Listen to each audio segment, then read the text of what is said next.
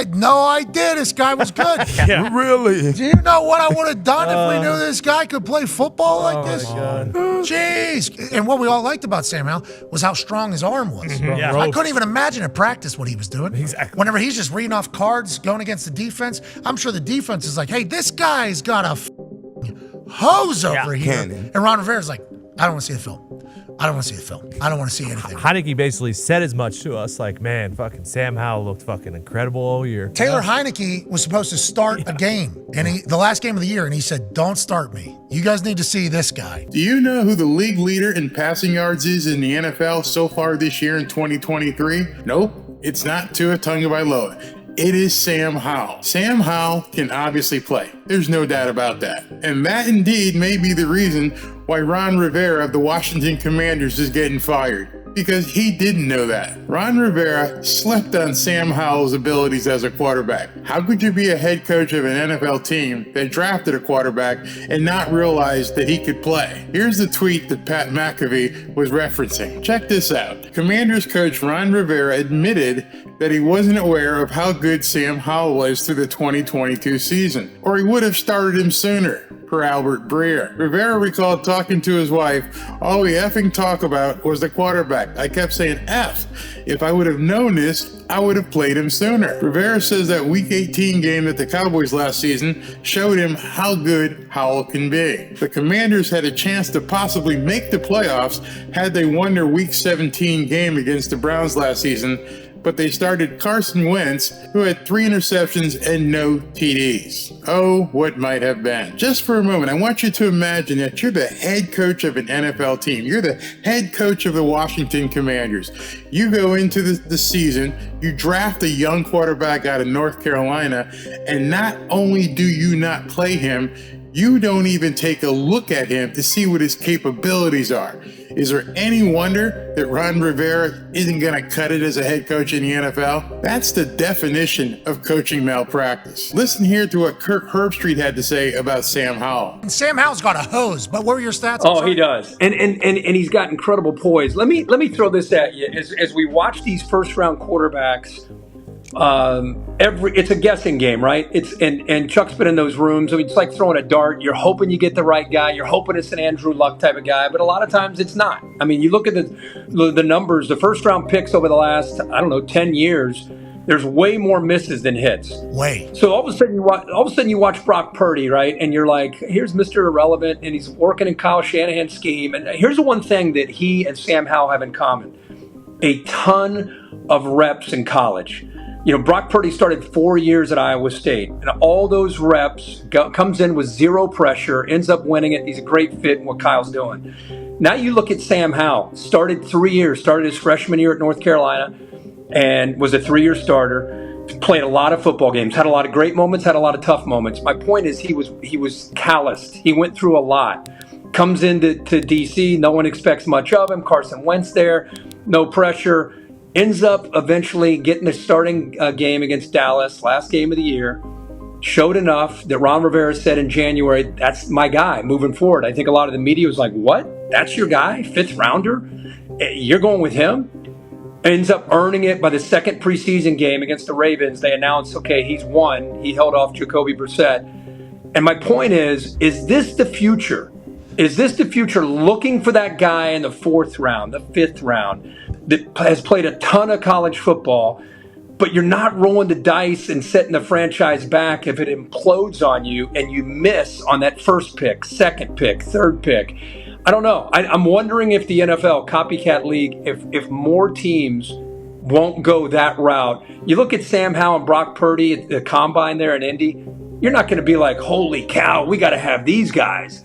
They're just gritty, smart, process quickly, and they're distributors. They get the ball to the playmakers, and they do it in a quick fashion. So let me get this right. Sam Howell is gritty, he's smart, he's a processor, and he distributes the ball quickly to his playmakers. Sound like another quarterback you might know? So many fans love stats. As I mentioned earlier, Sam Howell is the league leader in passing yards in 2023 thus far. Yet I bet there's not a single Miami Dolphins fan that would rather have Sam Howell over Tua Tagovailoa. And then you have to ask yourself why. because if you understand it, these vanity stats don't mean anything. I talked about Sam Howell being the league leader in passing yards on my recent live broadcast. Check this segment out. NFL passing yard leaders. And this is as of, I believe, today. Yeah, that's today. So as of right now, Sam Howell is the number one passing yard leader, and yes, he has played one more game. CJ Stroud, Josh Allen, and then Tua. Does that mean anything? Absolutely not. I only put this up here to show you guys that those kind of numbers don't mean anything to me, shouldn't mean anything to you, because what is the one thing in common? What is the one thing in common with number 1, 2, and 3? Well, I'll tell you. Number one, the thing in common with 1, 2, and 3 is they're all on teams that probably may not make the playoffs. Interesting, isn't it, that the top yardage quarterbacks may not make the playoffs? Conversely, look at the bottom. Look at the bottom. If you took the Chargers out of there, look what you see at the bottom. Lamar Jackson, Jalen Hurts, Trevor Lawrence, Brock Purdy, Patrick Mahomes, Dak Prescott. Do you see the difference there?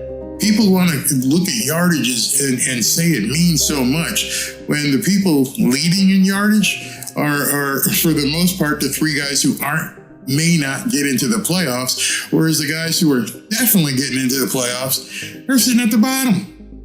So why would I put any credence in how many yards somebody has thrown?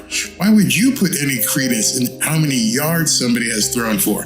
Nobody here is going to say that Sam Howell is better than Tua Tagovailoa. Not a single person here.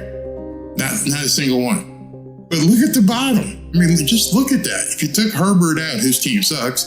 You got Brock Purdy, Trevor Lawrence, Jalen Hurts, Lamar Jackson, Jalen Hurts, number 1 team in the league.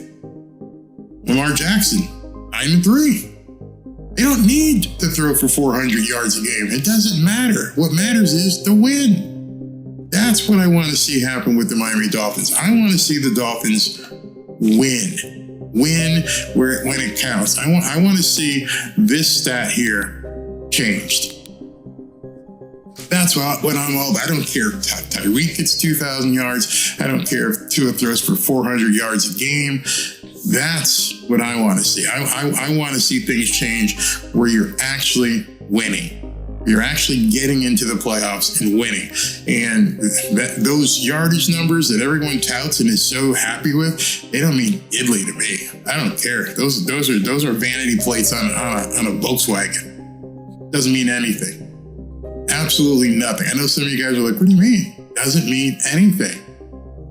I want to see what this team does in December and January and get them into the playoffs. Is Sam Howell better than Tua Tagovailoa?